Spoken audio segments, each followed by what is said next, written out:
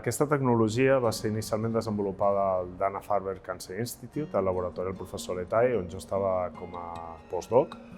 Es diu DNA-BH Profiling i, perquè ens entenguem, és una tecnologia que el que permet és avaluar tractaments directament amb mostres de pacients, com una espècie d'antibiograma per tal d'identificar el millor tractament possible contra diferents tipus de càncer. Sí, el DNA-BH Profiling és una tecnologia experimental que s'està començant a avaluar clínicament, sobretot en mostres de leucèmia. S'està utilitzant en diferents laboratoris de tot el món, tant als Estats Units com a Europa, com ara també a Barcelona. I la idea és seguir treballant per fer-la més accessible i poder-la aplicar directament a la clínica per tal de millorar el tractament dels pacients de càncer.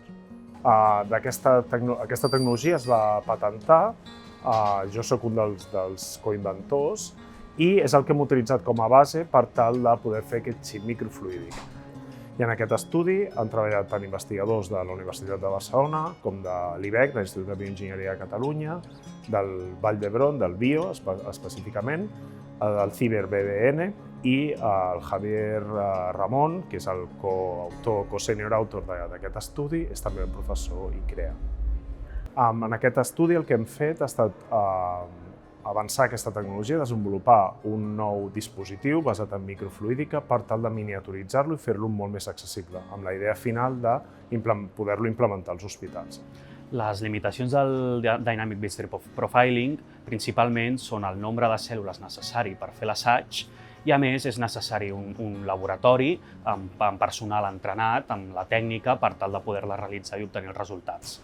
Gràcies a la nostra plataforma microfluídica, el que aconseguim és reduir el nombre de cèl·lules per provar un tractament, per tant, augmentem el nombre de tractaments que podem provar i augmentem les possibilitats de trobar un que sigui eficaç i, a més, automatitzem tot el procés, el que permetria aplicar aquesta tècnica als hospitals de forma rutinària.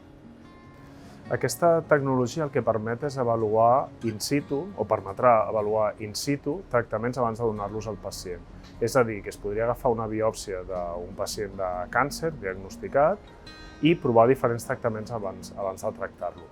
Òbviament, això tindria creiem que podria tenir una gran repercussió en la millora del tractament personalitzat contra el càncer. De cara als pacients, si aquesta tècnica s'inclou de forma rutinària als hospitals, ens permetria adaptar el tractament a cada estadi de la malaltia, trobar el més eficaç en cada moment i adaptar el tractament del pacient amb càncer per tal de millorar l'eficàcia i alhora reduir els efectes secundaris que aquests pacients pateixen a la clínica. I a partir d'ara què? Doncs ens han donat un ajut de prova de concepte del Ministeri, amb la qual cosa jo crec que hem de seguir treballant amb aquest dispositiu, sobretot intentar que puguem provar més tractaments per xip i així poder ajudar encara més els metges quan han de prendre la decisió de quin tractament serà el més eficient per tractar un pacient de càncer.